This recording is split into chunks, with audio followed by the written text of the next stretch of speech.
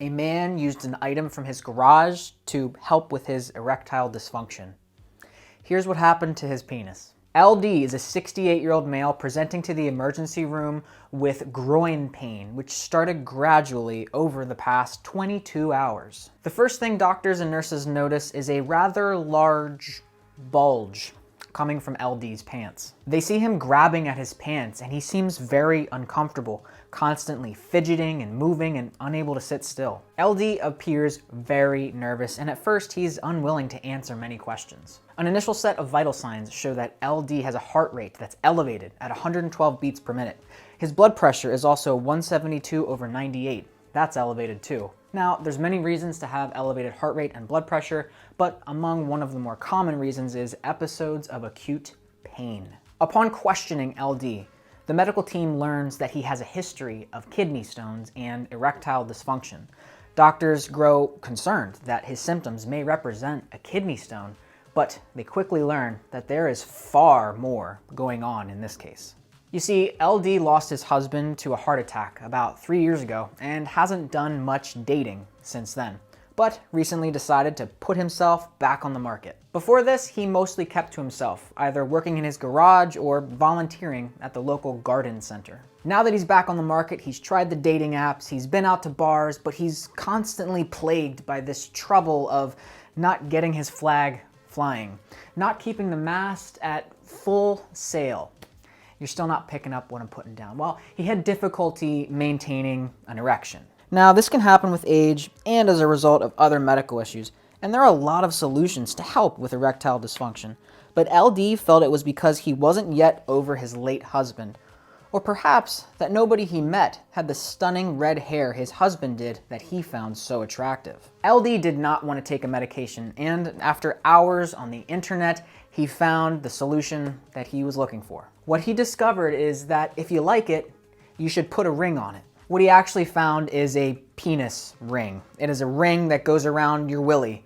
Some of them actually go around your willy and your ballsy, willy and ballsy. They go around both. LD immediately knew that this is exactly what he needed. And even better, he knew that he had the tools and supplies in his garage to fashion a ring for his ding-a-ling. If you like it, then you should have put a ring on it. Oh, oh, oh, oh, oh, oh, oh, oh, oh. That's my last time singing on this channel, just so you know. Fast forward 2 weeks where LD is at the garden center when a young, handsome, red-haired lion stud walks in. LD is captivated. The two instantly hit it off, and LD's wish is realized. He found the red-headed man he was after, and he was determined to make this work. Well, he was determined to make his ding-a-ling work. And so when things were getting hot and steamy, he slipped his homemade ring ding on, and he enjoyed himself. Unfortunately, this is where our story takes a turn towards the emergency department. You see, LD and Big Red had decided that they had fun. They wanted to water their plants together again real soon. But it turns out that LD has the opposite problem than he did before. Previously, he had issues maintaining an erection, but now he couldn't get rid of it. He could not obtain detumescence. This is the medical word to denote a penis that has gone from its erect state to a soft or flaccid, less swollen state. Hours go by and the erection continues. LD feels the skin around his member stretching and swelling. It's especially painful where the ring is pressing against his skin, blocking the return of blood from the penis back towards the body. Nervous and not sure what to do, LD grabs some ice packs. LD tries ice to get things to improve, but he has no luck. Next, he grabs some olive oil from the kitchen and tries to twist the ring off, but it doesn't budge. LD realizes he's in big trouble. Now, back in the emergency department, clinicians now learn LD has had an erection for the past 22 hours. When examining his groin, there is extensive swelling and bruising to LD's penis. The providers taking care of LD know that time is tissue, and they have to work fast to restore blood flow to his penis. Now, you might think that there's plenty of blood flow to the penis, but the way an erection occurs is through a complex coordination of sympathetic and parasympathetic nervous system activity. Arteries bringing blood to the penis dilate to increase blood flow, while the blood then gets trapped in the erectile tissue. This increase in blood causes an increase in pressure, thus pressing against nearby veins that take blood back towards the body. As pressure builds with the flow of blood into the penis, the veins taking blood away from the penis become more and more compressed, as you now have nearly a closed circuit of blood flow. In the case of LD and wearing a penis ring that was a bit too small, it is now a fully closed circuit of blood flow where blood is getting in but not getting out. And without circulation of the stagnant blood trapped in the penis with oxygenated blood, the risks of clotting and death of the penis become very real possibilities. First, doctors attempt to lubricate the ring and remove it in a twisting, pulling movement, but unfortunately this causes LD too much pain to the point where he needs some sedation. The next step involves a call down to the hospital's maintenance department for a vice clamp and a Dremel tool.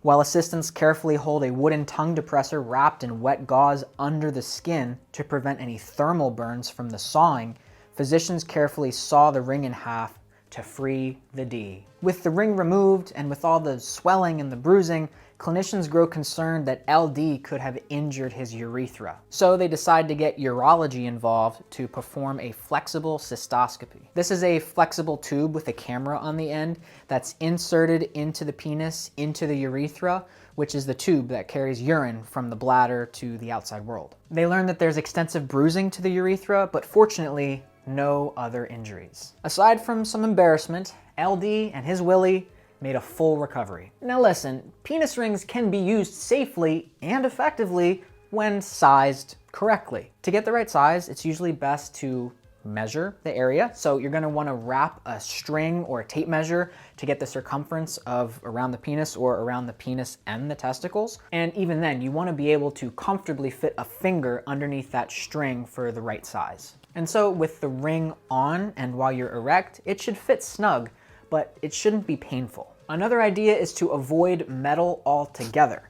Consider options like silicone or rubber because these are easier to cut off in the event that you have miscalculated your size. Sex is an activity that should be enjoyed at any age, and the challenges of erectile dysfunction in the aging population is one to take seriously. Recognized risk factors for erectile dysfunction, or ED, include cardiovascular disease, things like high blood pressure or hypertension, atherosclerosis, and hyperlipidemia, or high cholesterol, and some others like diabetes, depression, alcohol use, and smoking. In fact, some of the medications that we use to treat some of these other issues have a side effect of erectile dysfunction. So, living a healthy life with a proper diet and exercise regimen is the best way to avoid these issues. Even still, about 40% of men age 40 and about 70% of men at age 70 have some element of erectile dysfunction.